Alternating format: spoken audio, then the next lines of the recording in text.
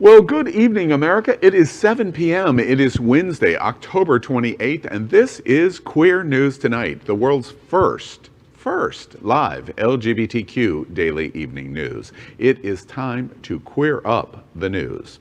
This week, Happening Out Television Network will focus on the LGBTQ Vote 2020 on all of our shows, and we begin tonight on Q News Tonight. Tonight, we celebrate the 45th anniversary of the Rocky Horror Picture Show, and Mayor Pete, Elizabeth Warren, dance with a jump to the left. In the Big Finish, TikTok finds out what homophobia tastes like at Chick-fil-A, and the outcome is hilarious. And probably delicious, too. Happening Out Television Network is launching a fun new morning show, Good Morning Gay South Florida. Watch this.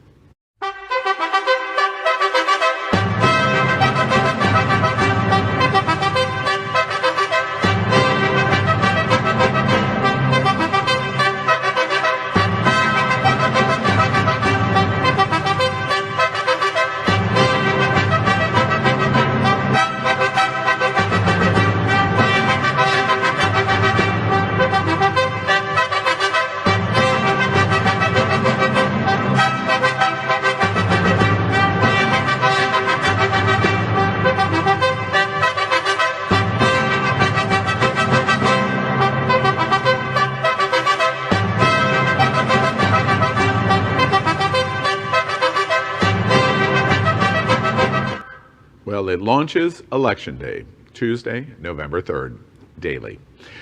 Good evening again, America. It is 7 p.m. Wednesday, October 28th, and it is time to queer up the news. We are literally out of the closet and into the headlines. So many of your stories we are going to tell tonight on Queer News Tonight. The world's first live daily queer evening news show, Out of the Closet and Into the Headlines on Q News Tonight. Well, thank you for joining Queer News Tonight. We are live. This is a live LGBT unedited evening news show. So anything can happen and you'll see it. This evening, we bring you the news of and a perspective from the LGBTQ community. My co-guest anchor tonight is Damian Pardo, board chair of Forward Miami.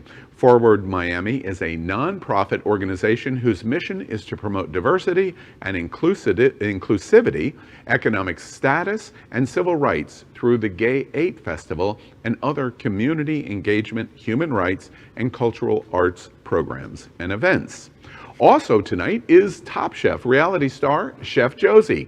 She is candidate for mayor for Wilton Manors, Florida. We always joke, the gayest place on planet Earth, and just look around the table here tonight. You know that is true. And Chef Josie owns the wonderful restaurant Bubbles and Pearls here in South Florida. Tonight we're going to begin with queer headlines. The LGBTQ community in America is diverse, while the LGBTQ community around the world is vast. We bring you the bullet points of queer news for today, Wednesday, October 28th, 2020. We begin by queering up Vote 2020. LGBTQ Vote 2020. What's at stake for the LGBTQ community on November 3rd?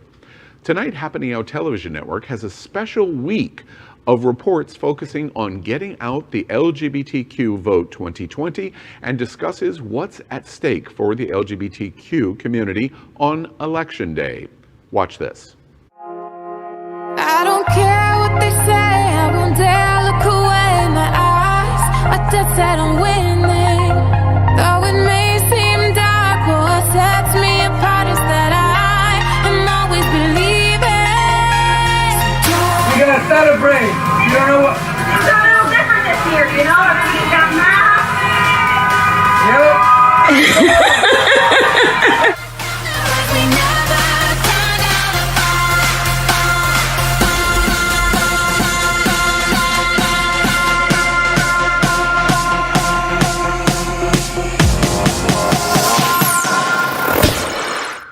Lovely.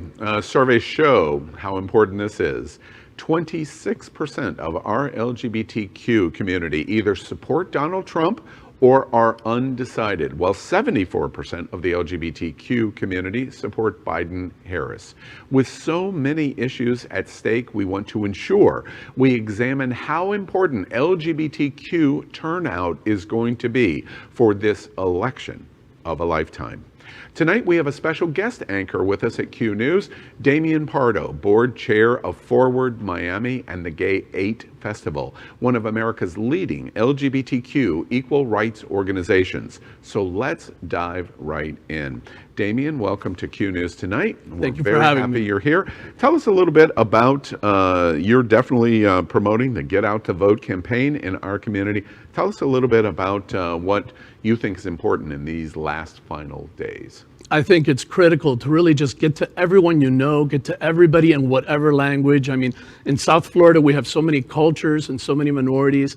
It's important to try to reach all of them. We've done a really good job with going on Spanish media and trying to reach out to many people in the Haitian community, all the Hispanic and Latin communities, because they need to know this is critical to get out and vote. You're voting for really your life. I'm curious, Damian, of course, you're representing South Florida in Forward Miami and the Gay 8 Festival. If in 2021, when Gay 8 comes back around, LGBT America, we really encourage you, come to South Florida. It's a great time to visit, to come for that festival. Absolutely. The issues of Florida seem to be front and center. I'm continuing to read that the president basically cannot win the election unless he wins his home state. Mar-a-Lago, you can hear the whispering wind about 40 miles from us here in South Florida. How important is Florida and South Florida in this election? Florida and South Florida is critical because we set a lot of the trends that are also playing in other states nationally. Specifically, you see a lot about the Hispanic Latino community, and that's because it resonates throughout the rest of the country. And South Florida is somewhat unique because you have these countries that have communist governments that many people have exiled here. And so they're still seeing the same set of facts, but they're seeing those facts under different lenses. And that's important for us to recognize when we have these discussions about who they're going to vote for and what issues they're going to support. You know, also with us tonight, one of our anchors tonight at Q News tonight is Chef Josie.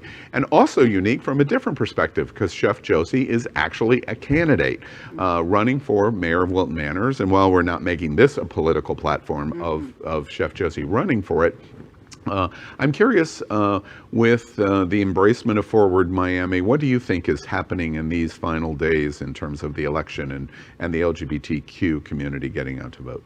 I think it's really important when you take a look at the most recent poll showing Biden ahead by only a few percent, about 5%. And so that's the spread.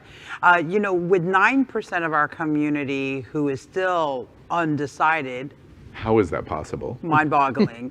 But that's another conversation for a different day. But the reality of it is, if that's the number, you know, then we represent that swing. And quite frankly, during this election, in this contentious year, with the new appointment of Amy Coney, you know, the new Barrett. I'm trying to forget her name. I'm trying to pretend it was a bad dream. But, you know, with Damian has to take a shot every time he hears the name. I do. Yeah. And then I'll do this for you, okay, Damian? You can stay Thank you. I'll join you. All right. But the reality of it is that, you know, this is going to be very dangerous. And if Florida comes down to the wire, then, you know, we may not hear or see anyone concede or be named the winner of this election for who knows how long. So the reality of it is that our community right now is an important piece to us winning in November. Yeah, the LGBT community in Florida can put the blue wave over the top in Florida. It absolutely can. One last question relating to both of you. Josie, this is the first time you've run for political office, and you're running for mayor of the gayest place on planet Earth. Damian, you have been, I know, have been in this forever in terms of focusing on November 3rd. Has it all turned out for both of you? You have different seats, different perspectives, but the same goals. Has it turned out the way you thought it was going to? Are you happy about where you're at? I'm very happy about where we're at right now. I think people are doing the work. They're out there pulling voters in. I think I see a lot of enthusiasm, and I feel like we're doing a good job. That doesn't mean that we don't have more to do. We cannot stop. That's so important to emphasize right now. We have to be relentless in this election, because what you don't want to do is wake up November 4th thinking what you shoulda, coulda, did, and we saw that already in 2016. So let's make sure we don't do that now. Yeah, absolutely. And Josie, any final thoughts? I think it's important to mention that, I am the candidate who brings fun back into politics. And so I will comment on this process has been so much fun. And I'm so grateful to have met so many different kinds of people in our community. So the diversity is just beautiful. The color of our rainbow is inspiring. Yeah. And so this has been, we can talk about after the election. Let's see if I win or lose. We say we're doing this on all of our station platforms of all of our shows this week in different ways. We're incorporating different voices that are challenging us. America, the state of Florida, and South Florida, it's all the same thing. We thanked Damien for Forward Miami and the Gay Aid Festival. Vote, vote, vote. It's really the bottom line. I haven't said one word about who to vote for. You vote for whoever you want. The most important thing is that you do it. Exactly what Damien said. Don't wake up November 4th and go, if I would have only. We've been through that already, and it was called November, whatever that first Tuesday was of 2016. Let's move out of our vote segments and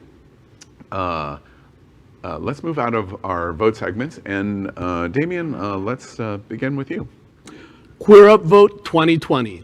Pete Buttigieg and Liz Warren do the time warp with Tenacious D and Susan Sarandon. It's the 45th anniversary of the cult classic Rocky Horror Picture Show, and it's time to do the time warp again. At least it applies to getting out the vote. Tenacious D has teamed up former presidential candidate Pete Buttigieg and Elizabeth Warren for a version of the Rocky Horror Picture Show number Time Warp that encourages voters to make a jump to the left. George Takei, John Waters, Susan Sarandon, Sarah Silverman, Jamie Lee Curtis, and a cornucopia of other celebrities also join in the fun.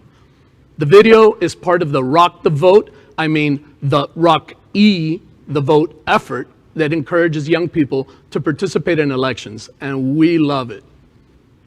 Again, I say let's rock all the way to the finish line because right now we cannot take our foot off the gas. We cannot get comfortable in thinking that this blue wave is going to be the tsunami that heals the country, but we need to make sure that we keep on rocking all the way to the finish line. John Heidelman, trying to be cool. It's cool just that he tries. Pete Buttigieg, as straight-laced as you can be, doing the time warp. Elizabeth Warren, come on. This was a brilliant implementation. We would love to show it to you, but the music is copyright protected and it's buttoned down. But make sure you go and listen to this video. They've rewritten the words for the song, and it is outstanding. Outstanding. And I love that Pete Buttigieg is doing this because it gives you a completely different take on Pete Buttigieg. Everybody thought he was so straight-laced, and lots of people in the LGBTQ community were suggesting that maybe he really wasn't queer enough. And here we go. He's queer as hell. He's out and about, and we get to see him in a new light. Can I quote you on that? Queer as hell, Mayor Pete. And it's funny that you say that, Damien. I can't help but notice you're the only guy here with the tie and the jacket. Yeah. You representing Forward Miami. You forgot to send him the memo. That's right. Would you take a jump to the left? Absolutely, I would take a jump to the left, but with a little bit of salsa to it, or I would try anyway. Okay, all right, very good. Next, we're going to queer up entertainment. Bette Midler reveals original Hocus Pocus stars will return for sequel. Halloween today got a lot happier. Did someone light a black flame candle? The original Sanderson sisters are returning to Salem. It's October, which always brings a deluge of Hocus Pocus news alongside marathons of the cult 1993 movie. As Q News Tonight previously reported, stars Bette Midler, Sarah Jessica Parker, and Kathy Najimy all recently jumped back on their broomsticks to play their Sanderson selves for Midler's upcoming virtual event. In search of the Sanderson sisters, a hocus pocus Halloween takeover. But the trio better get used to wearing their witchy wigs because according to Midler, all three are confirmed to return for a hocus pocus sequel. Midler said, quote, "They want to make a movie. They asked us if we were interested, and of course, all of us said yes. I'm game. I'm totally game." Midler confirmed that part 2 will include lots of singing and dancing that made the iconic musical number "I Put a Spell on You" an instant Halloweeny flick cult classic. The Sanderson sisters first flew into Gaytown in 1693, but they're more popular than ever. It is incredible news. I have been to this fundraising event in New York for New York's restoration, park restoration, which is Bette Midler's charity. It's a great event. I'm glad they came back together for the charity event. I'm even more excited about the film news because, my goodness, what drag queen on this planet doesn't like to be a Sanderson sister? And who can forget the divine Miss M, right? I mean, Bette Midler is a classic in every sense of the word. I love about this the most, though, that they talked about making a TV series, a Disney TV series, where actually it would kind of take a lesbian direction. I thought that was phenomenal. Yeah. Loved it. Yeah, great. You know, well, Damien, I'm really happy that you mentioned the lesbians because I could pull out of my pocket about a dozen lesbians who love this hocus pocus cult classic, and just wait till Halloween. Yeah. Oh boy. Yeah, absolutely. All right, well, let's continue by queering up gay culture. We report a very interesting story from Cleve Jones on what gayborhoods will look like after COVID-19. The gayborhoods were already disappearing before the pandemic. Geographical centers of LGBTQ people like the Castro in San Francisco, West Hollywood, and Wilton Manors, Florida, were becoming straighter and more mainstream as rent prices rise, and these neighborhoods become increasingly more difficult for queer people to afford. Subsequently, smaller cities in red states, including Salt Lake City, Louisville, Norfolk, and Indianapolis, have some of the fastest growing LGBTQ populations in the U.S. But then came 2020 and the COVID-19 pandemic. The LGBTQ community has never faced a crisis like it in terms of identity, our gayborhoods, our jobs, and our social lives. Cleve Jones pondered if coronavirus will be the final death nail in the Castro's coffin. Jones was an activist mentored by Harvey Milk in the 1970s. He conceived of the AIDS Memorial Quilt, co-founded the San Francisco AIDS Foundation, and has been fighting for LGBTQ people for the past 5 decades. He said, quote, "Trans kids who are fleeing Trump's America, where do they go? They can't come to the Castro. A little crappy studio apartment in the Castro is going to cost you $2,500 a month. And what will happen to queer communities in places like North Carolina, where I grew up, that had an HIV clinic and a single gay bar 3 towns over," end quote. He suggests that COVID-19 will affect and change the queer physical spaces and will result in how we think about LGBTQ community in economic terms and the current state of queer identity in America. I thought this story was really impactful. I mean, it would take someone like Cleve Jones of kind of that perspective to deliver this very insightful message. And that message is that the queer community hasn't been particularly good about its economics. They tend to be the person running the bar, rarely the real estate owner of the bar. And that's really critical because when it comes time to getting priced out, they're the first people to get priced out. Furthermore, the way we transfer wealth as queer people is also very different. When we pass, we typically leave it to our family. So it means that our neighborhoods, gayborhoods are tougher to maintain, tougher to keep our identity. And why is that important? Because with a concentration of queer people, you get representation in government, you get votes, you get action, as our definite mayor will tell you. It's all about representation, and that leads to economics. So I hope people kind of take away a message from this to really pay attention and plan. You know, my platform has been built on exactly what you're speaking into right now. It's the sustainability of the economics in our communities. You know, LGBTQ here, LGBTQ plus here in Wilton Manors is a big issue because that is exactly what has happened. So many of the young people who work in our service industry and continue to contribute to the experience of our city have been priced out. So they're making their money and they're moving into other cities and giving that money to other cities to grow and prosper.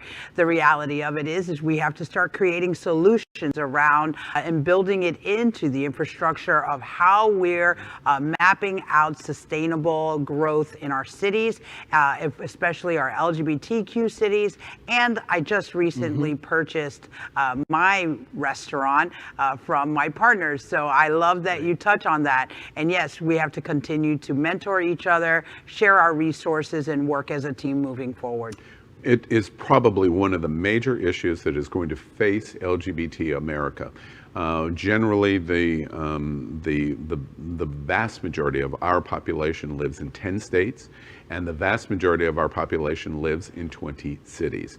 And our neighborhoods are central to what has been us for the past 30 years, and that is changing. You should pay attention to these changes. Definitely. Queer Up the USA. EPA cancels LGBTQ Pride and Resilience event due to Trump crackdown. The Environmental Protection Agency canceled a virtual event on LGBTQ Pride and Resilience that was to be given by an 84-year-old psychologist and longtime gay rights activist because of President Donald Trump's executive order banning diversity training. The event, What LGBT Pride and Resilience Can Teach Us About Navigating COVID and Beyond, was scheduled for October 7th. But a month before that, in a memo, the White House ordered federal agencies to stop holding diversity trainings, which it called, quote, divisive anti-American propaganda. In a subsequent order, Trump extended the ban to all companies that contract with or receive funding from the federal government. Though the orders appeared to mostly be concerned about trainings that focus on race and sex, the bans have had a far more broad effect, as the APA actions show. You know, what we've seen is a president who has been one of the most active presidents in his first year than Lyndon B. Johnson, with 55 plus executive orders he signed into action. The reality of it is that he doesn't care. The LGBTQ community is not the priority on his list, and someone else is handling our issues. We have fought so long and hard to change the language, to create that sensitivity so that you could see where we are now as members of the community, visible members of our communities. This is going to put us all back into the closet, and I'm afraid that if we don't continue to stand up and use our voices, then the truth is going to be silence equals death. We are clearly watching the implementation of the conservative voices that President Trump has been the most pro-LGBTQ president in history. This is a perfect example of the trickle down of what the policymakers around him that are really implementing the executive orders are doing. And it trickles down to actually harming the LGBTQ communities seriously. Yeah, this completely infuriates me. This is ridiculous, but this shows you when they say elections have consequences, this is what we're talking about. It permeates every single layer of administrations, rules, regulations that affect, ultimately, you and your life. Something as innocuous as a diversity training, for Christ's sake. I mean, I don't know if you heard that title well, but it's a pretty boring title. Yeah. And still, that was completely eliminated. So yes, I think it's a good example of what we face. Well, that ends our headlines for today. Let's catch up on all of the news surrounding COVID-19 with our Quarantine Quickies segment. There is a lot to discuss during this pandemic, so let's get underway. We are going to begin with Quarantine Quickies, and Josie's going to tell us about what has been revealed in Kansas. Thank you, Kansas. Ignorance. LGBTQ America learns to wear a mask because of your increased deaths. Watch this. The University of Kansas study found that masks are working, and they did it by comparing counties with mask mandates to counties without. How is it really going to stop you from getting it? I mean, it's really not, because if you're going to get it, you're going to get it. COVID is a bunch of horse crap. It seems everyone has an opinion. I think it's respectful to other people and yourself. But let's look at the facts. Based on these data, it suggests that masks are working. A KU research team set out to find answers on the mask debate and found a 50% reduction in the spread of COVID-19 in counties that adopted the mask mandate after July 3rd. A 50% reduction in a virus that is very contagious is huge, right? It's not showing up yet in deaths, but my guess is that over time, you may be able to even see an effect on the mortality rate. A majority of counties in Kansas opted out of the mask mandate and quickly saw an increase in cases. And the results were pretty startling. To the extent that it's going to take forever to get treatments or a vaccine, the best we can do right now appears to be using masks. The study found masks do not eliminate COVID-19, but drastically slow the spread of the virus. Now, Governor Laura Kelly is meeting with state Republican leaders, hoping it leads to a compromise on statewide mask use. Caroline Elliott reporting, Eyewitness News. Landmark study today from the University of Kansas on actual COVID-19 cases and hospitalizations have accidentally proven the value of masks. In the spring, the Democratic governor initiated a mandatory mask in public in the state of Kansas as a response to the pandemic wave. The Republican state legislature response was to pass a law to weaken the governor's power and allow each county and municipality to make their own decisions on the governor's order. The result? Only 20% of the more than 100 Kansas counties followed the mandatory mask in public policy. Unwittingly, this allowed pre-coronavirus study and then post-mask and non-mask county study. The shocking results showed one overwhelming issue: masks work. The science was proved. The 20% of counties had dramatically more COVID-19 cases than the 80% of the counties that did not implement the mandatory policy at the beginning. But as no mask policies started to be implemented, a shocking statistic started to emerge. The 20% of the counties have had no significant increase in COVID-19. That is for the last 6 months. The curve was flat. Those amazing results are not the same for the Kansas counties that do not have a mandatory mask policy. Within the first month, their cases and hospitalizations climbed to match the 20% counties, but they continued to rise dramatically. Through October 10th, that increase continues, and the rate of infection is now more than double of the counties that have mask mandates. The study concluded mandatory mask counties in Kansas saved twice the number of people from new infections, hospitalization, and then ultimately death. This shocking trend is continuing, and researchers suggest it will only get worse for the 80% of Kansas counties that do not have mandatory mask policies. This new report required nothing more than report information that was created from the weird set of circumstances created from Republican efforts in the Kansas state legislature to prevent the Democratic governor from managing the COVID-19 pandemic. Many counties in Kansas are now reconsidering their mask policies this week.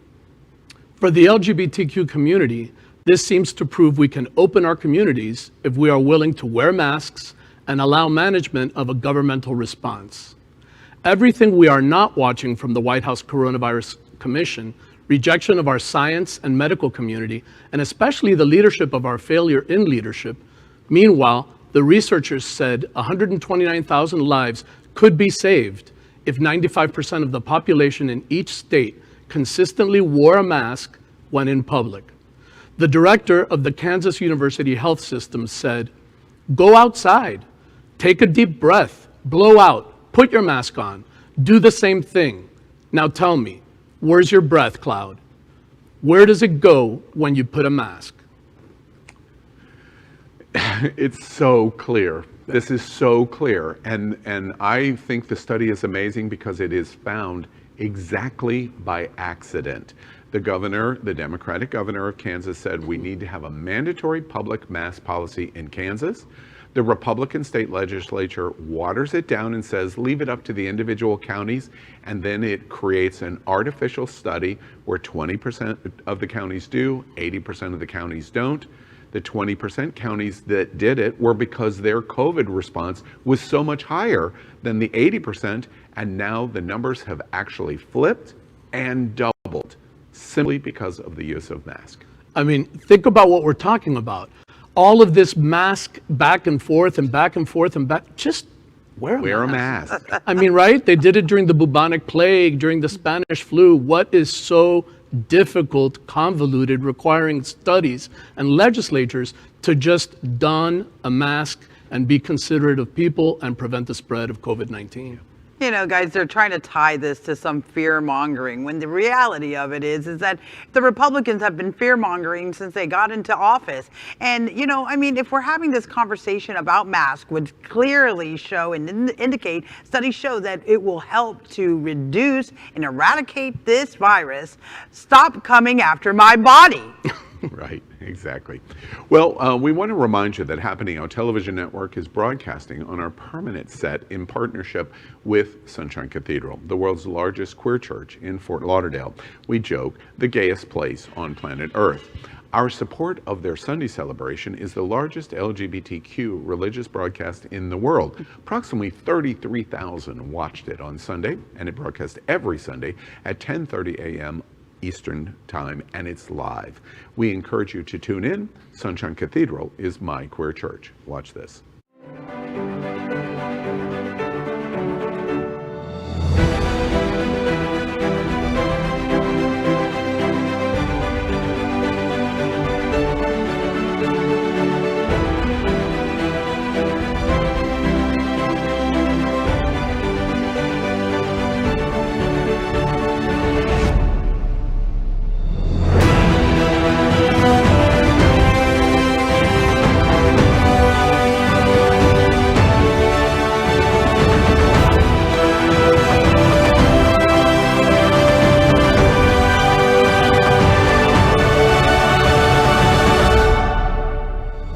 This is Joe Saunders, former state representative and Equality Florida senior political director. And Sunshine Cathedral is my queer church. We'd also like to thank our set designer, Concepto Modern Living, here in Fort Lauderdale for making this set possible in this living church campus. We end tonight's broadcast with The Big Finish. These are short story mentions of LGBTQ news or news with a gay perspective. So here we go. First on Queer News tonight, The Big Finish. A golden retriever is ready for Halloween. Oh my God. I love golden retrievers. And I can't even, oh, that's adorable. That's adorable. And I just hope, you know what, that's a great costume because it's very considerate of the dog. I hope people remember, you know, make sure you get something for your furry friend that works for them. Yeah, I mean, you know, trust me, I have a little cat that we dress up all the time. He already has like 5 Halloween costumes, but a golden retriever, that's everyone's favorite dog. I'm more of a pit bull girl myself. See, Damien, I was going to say, Josie can't follow the recommendation of costuming for her animals because she has about 37 of them. Oh, wow. Birds, dogs, cats. Good for you, Josie. Dr. Doolittle over here. Exactly. In The Big Finish, would you ever hook up with someone who didn't vote? Absolutely not. Clutch your pearls. Are you kidding me? That's it. You know, I just learned that a few of the people in my own family hadn't ever voted in their entire life. And I will say it's, you know, 60 plus, okay, years that they had never voted and been a participant in the process. You know, there's a conversation happening when that is going on, when you actually believe that your voice doesn't matter, that you don't matter enough to participate in the process. Yeah, and Damien, tell us if you would date anybody who hasn't Well, I mean, I think it's a question of timing. I think like right now, it would really be an issue, especially if it comes up in the conversation. But on November 4th, I might think differently for me. Would it be terrible if I said, oh yeah, I'd hook up with somebody? Well, that's because you're a slut. Okay. The big finish. I've also wondered, what does homophobia taste like? Chick-fil-A shows us. Watch this. Never in my life have had Chick-fil-A, but I've always wondered, what does homophobia taste like? Today's the day! I don't think they're ready for all this queerness. Yes, can I get a chicken sandwich with a side of homophobia and Christian guilt? They wanted my name. If evangelicals come to my door, they found the wrong one. Not today, not ever. To my LGBTQ family, I'm sorry. I have to give it a whirl. This is purely scientific. I feel as if I'm about to be hate crimed. For full scientific purposes, I got the Chick-fil-A sauce with waffle fries and a number 2 spicy chicken sandwich. Oh, now we're tailgating. In the parking lot. I'm not gonna lie, this Chick-fil-A sauce slaps. Now the sandwich.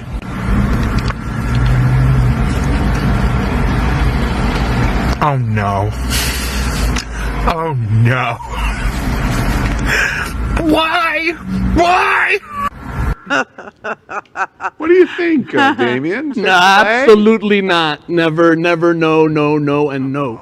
No taste, no saucy slappy, nothing. I would just absolutely reject. How are you throw it on out. your Chick-fil-A etiquette? Oh man, well, luckily I'm a vegan now, or at least vegan-ish most of the day and most of the week. And well, chicken is not even on my menu anymore. So, but listen, I get it. I can empathize with this young man. You know, I know exactly. Oh no! Oh no!